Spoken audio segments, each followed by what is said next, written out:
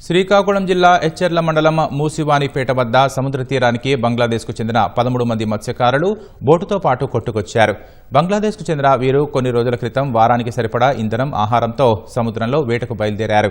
తుపాను ప్రభావంతో సముద్రంలో తప్పిపోయారు. ఇంధనం, ఆహారంతో 7 రోజులు గడిపిన వీరికి తర్వాత కష్టాలు మొదలయ్యాయి.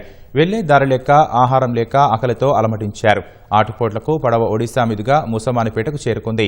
ఇక్కడ వారు బోటుకు లంగరు వేసి ఉండిపోయారు. ఇది ఈ ప్రాంతానికి సంబంధించిన బోటు కాదని గుర్తించిన స్థానిక మత్స్యకారులు మెరైన్ పోలీసులకు సమాచారం ఇచ్చారు. అక్కడికి చేరుకున్న సిఐ ప్రసాదరావు, ఎస్ఐ లక్ష్మణరావులు 3 బోట్ల సాయంతో వారిని ఒడ్డుకు చేర్చారు. వీరి భాష, వేషధారణను చూసి బంగ్లాదేశ్కు చెందిన వారిగా గుర్తించారు.